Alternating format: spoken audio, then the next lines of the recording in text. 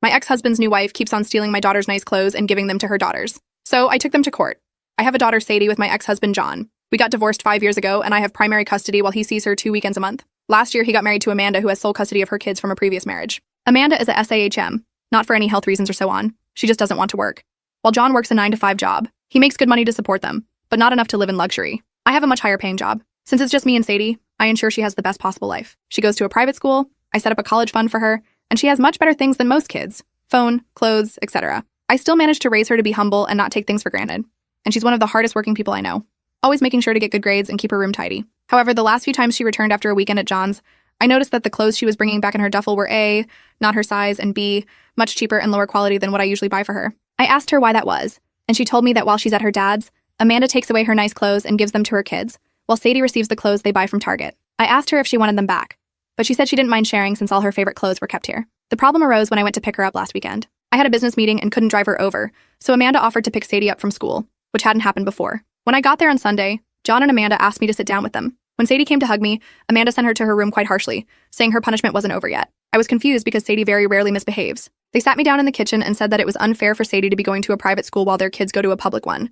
So they decided that Sadie would be pulled out of private school and put in the same school as the girls. They also said I should continue Sadie's punishment because when they told her, she blew up at them, claiming it wasn't fair and yelling that Amanda and her kids weren't even her real family and that all they did was steal. I told them in no uncertain terms to fuck off. I would not be pulling my child out of a school she likes, away from her friends, just because they can't afford it. I told them they could easily make as much money as I do if Amanda started working in her field since she has the qualifications and the job market is very good. I asserted that their financial problems are not my issue, and if Sadie's belongings get stolen again, or they try to pull her out of school, I'll be taking this to court. Edit. I got temporary guardianship while waiting for a court hearing. We're going to try to get full custody and have John get 1 day a week of supervised visitation for at least the first few months, with no contact with Amanda or her kids. This way, he still sees Sadie just as much, and they can try to repair their relationship, but she doesn't have to go back there. All contact between us is made through emails that are CC'd by my lawyer, and I've asked for Sadie's things back. I've talked to Sadie, and we've decided that she's going to try therapy for a little while to help deal with everything that's happened. Update. We've had the hearing, and our custody arrangement has been modified.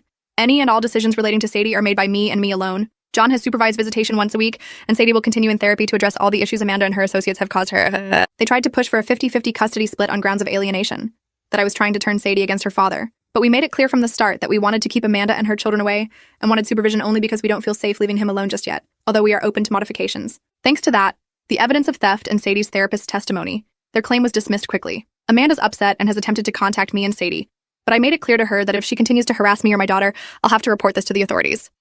Sadie and I have blocked her everywhere, and any communication between John and us occurs only through text messages or emails. Update. She got her stuff back, but seeing the reminder reminded her of the bad times she spent at that house, so she decided to donate them all.